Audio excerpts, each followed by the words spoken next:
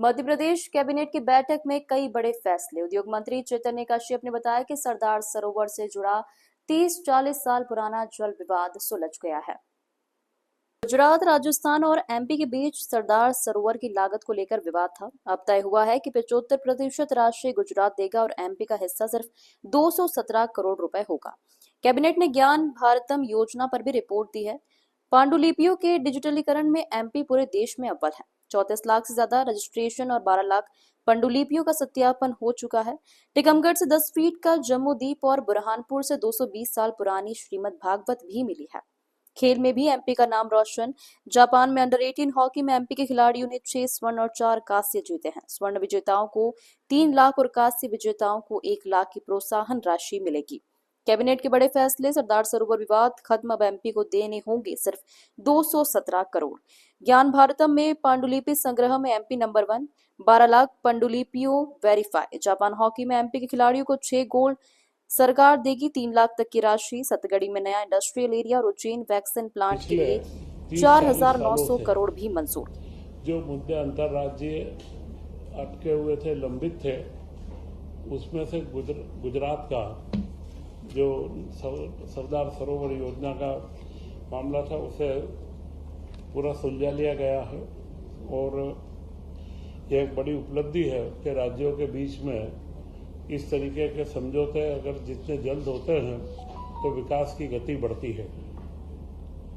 गुजरात के जल समझौते में गुजरात को जो उनकी लागत आई थी वो 50% ले रहे थे, बाकी की राशि सारे राज्यों से मांग रहे थे। उसकी जगह पर यह निर्णय हुआ है कि उन्हें 75% राशि गुजरात वहन करेगा और बाकी दी जाएगी। तो उसमें से मध्य प्रदेश सरकार को अब उन्हें 217 करोड़ रुपए दिए जाने का कल समझौता संपन्न हुआ है। तो यह जो लंबे मामले चलते हैं, इसके जो दुष्प्रभाव आते हैं वो अब जल्द से निपटेंगे। यह एक महत्वपूर्ण मुद्दा हुआ है। इसी के साथ में उन्होंने जानकारी दी है कि ज्ञान भारतम योजना, यह योजना केंद्र सरकार की है जो हमारे भारतीय ज्ञान परंपराओं के जितनी भी पांडुलिपियां देश भर में उपलब्ध है उन्हें संकलित करना और डिजिटाइजेशन करना और उन्हें संरक्षण करना।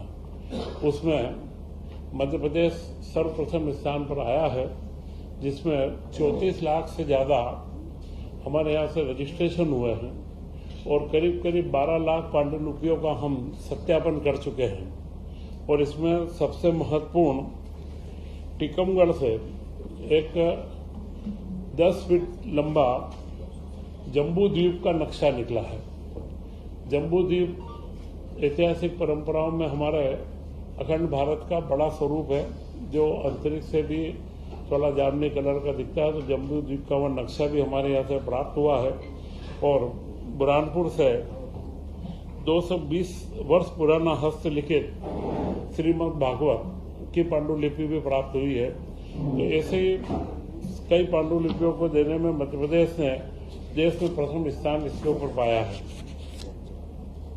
इसी के साथ मुख्यमंत्री जी ने बताया कि जो जल गंगा संवर्धन अभियान 3 वर्षों से प्रारंभ किया गया था, इस वर्ष के जल गंगा संवर्धन अभियान में करीब करीब 7 करोड़ परिवारों की भागीदारी हुई है और 3,60,000 से ज्यादा कार्यों को संपादित किया है और 10,600 से ज्यादा करोड़ रुपए का इसके अंदर व्यय हुआ है और इस अभियान को पूरे देश के अंदर सराहना मिली है।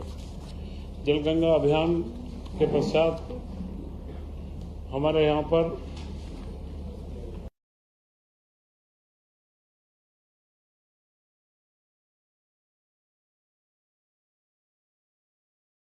तो श्यामा प्रसाद मुखर्जी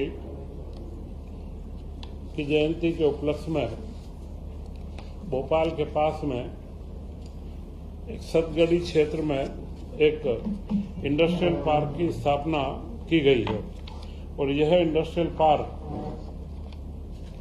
करीब